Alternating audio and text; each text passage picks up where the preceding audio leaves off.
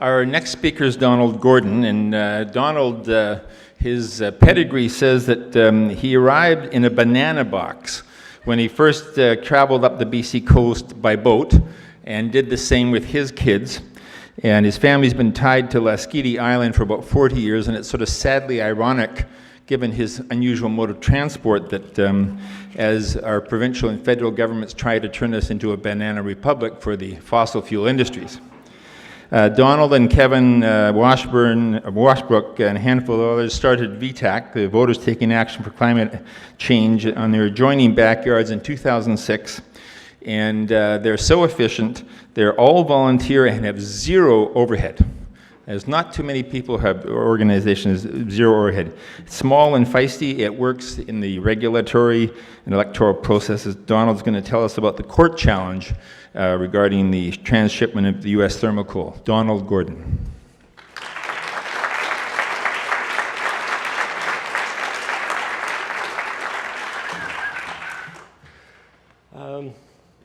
Thank you to Calvin Craigan and the Sechelt First Nation for hosting this, and thank you to Calvin and the Sechelt First Nation for standing up on this, because this is something that we all need to learn how to do, and I think generally as Canadians, we've proven ourselves not very good at doing it.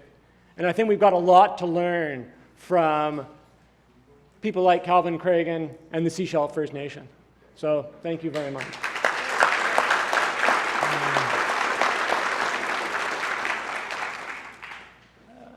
I don't have a PowerPoint, but thank you very much to Otto for putting up a few of my pictures that I took on the beach in Texada of the coal spilled on the beach up there.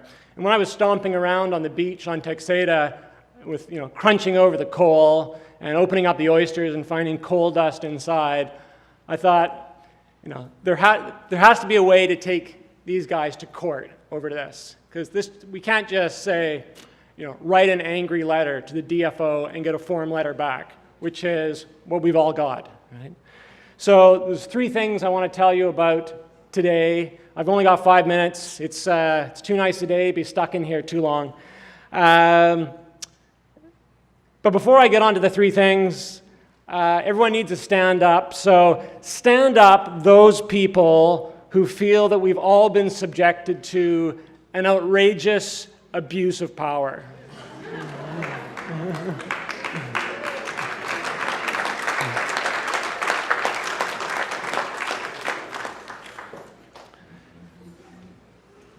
So the three things I want to tell you about are the court challenge that we just finished, that finished on Wednesday of this week. Second thing is a court challenge we have coming up. That's next year.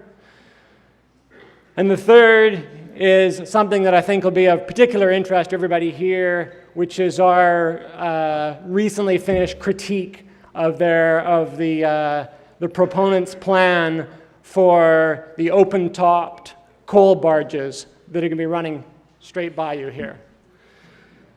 So our first court challenge was directed at the Texada permit amendment to transform this very small coal handling facility they have there, which is mostly for coal coming from Vancouver Island and going to the Richmond cement plant. And their plan, of course, is to transform that into an international coal port. And they have done that, and they have got approval to do that from the provincial government from under the Mines Act. So we object to the idea that they can permit the Mines Act, which is about mining and about the operation of a mine and a mine site, and how they can use that to permit an international coal port. So that was the first thing we took them to court on. That was the first of our two arguments. By using the Mines Act, of course, they were able to argue that everything's taken care of. We don't need any involvement from the Environment Ministry, which is what they very successfully did. They initially said that the environment industry, oh yes, the environment industry, same thing, would be involved and then miraculously, no, we've actually decided that no permit will be necessary from the Ministry of the Environment. Mines can look after it all, like they did at Mount Polley. The other thing that we took them to court on at the beginning of this week was the fact that they withheld documents from the public. So they said the public can comment on their plan, but they didn't share the documents that we all needed to be able to comment knowledgeably on the plan.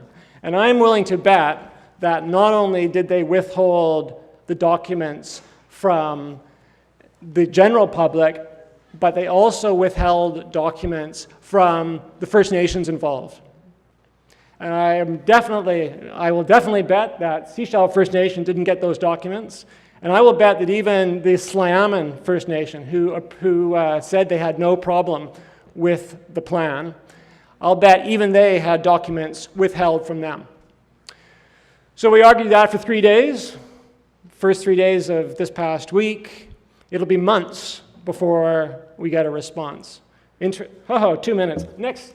Next topic. Our second court challenge is directed at the Port of Metro Vancouver.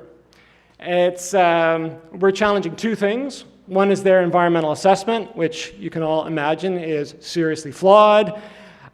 Second thing, which is really quite interesting that we're challenging them on, is their bias. Because of course there's extremely strong evidence that this decision was entirely prejudged.